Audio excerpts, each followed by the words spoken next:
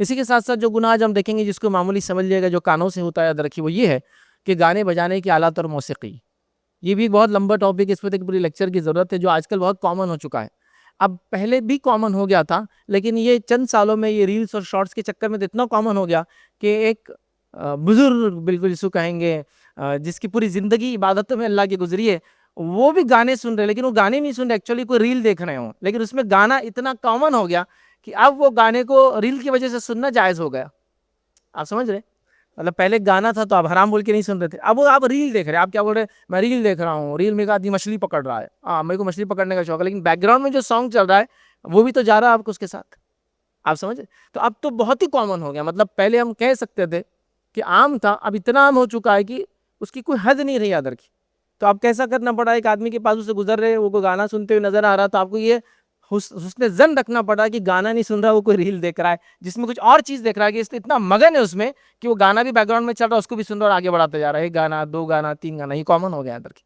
और उसके जरिए अब गाने सुनना, अब्यूसिव लैंग्वेज सुनना, गालियाँ वगैरह सुनना, कुछ चीज़ें तो एकदम कॉमन हो चुकी है। वो मुश्किल है शायद उससे हम बच पाए, वो समाज का हिस्सा बन गया और वो उसको स्लैंग, मतलब एक ज़बान की एक नोयत ही मान लिया कि इतना तो चलता है, इतने इतने परसेंट तो सुनना ही पड़ेगा। तो गाना और मौसीकी याद रखिए, हमको इससे बचना चाहिए, याद रखिए, क्योंकि ये बहुत सख्त तरीन जुर्म है, याद रखिए।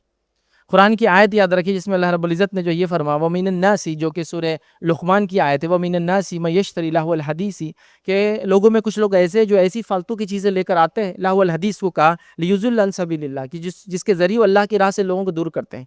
इसकी तफसीर के ताल्लुक से अब्दुल्लाह इब्न मसूद रज़ी अल्लाह कहते और फरमाते हैं कि अल्लाह की कसम खाकर वो फरमाते थे और कहते थे कि इस आयत से मुराद गाने बजाने का मामला है। ये गाने बजाने के आलात के ताल्लुक से है। जैसा कि आपने टीवी ला ली, उस किसी ज़माने में टेप ला लिया, गाने बजाने के आलात ला लिया, आज के ज़माने में कई गैजेट है जो कॉमनली बहुत सारे काम करते हैं, उसमें ये भी शामिल हो जाता है। तो वो कहते हैं ये इससे मुराद है। दूसरी की रिवायत में फरमाते हैं, इनका कौल अब्दुल्लाह इब्न मसूद रज़ी अल्लाह का कौल है, याद रखिए, वो कहते हैं मौसीकी निफाक पैदा करती है इंसान के अंदर, और मौसीकी से होने वाले जुर्म लातादाद है, याद रखिए। जिसमें से चंद जुर्म तो मैं आपको बता सकता हूँ, याद रखिए, मौसीकी के ज़रिए जो होते हैं, याद रखिए, जहाँ मौसीकी होती है वहाँ नशा होता है, और जहाँ नशा होता है वहाँ ज़िना होता है। ये हर उस मौसीकी की मजलिस और महफ़िल है जिसके बारे में आपको थोड़ा बहुत भी स्टडी किया होगा, जहाँ जो लोग मिलते हैं, नाचते हैं और गाते हैं, तो वहाँ नाच होता है, गाना होता है, फिर नशा होता है, फिर ज़िना होता है, फिर कभी-कभार पुलिस आके पकड़ लेती है, बस ये होता है। ये कॉमन ट्रेंड्स है पूरे फर्स्ट वर्ल्ड कंट्रीज़ के अंदर।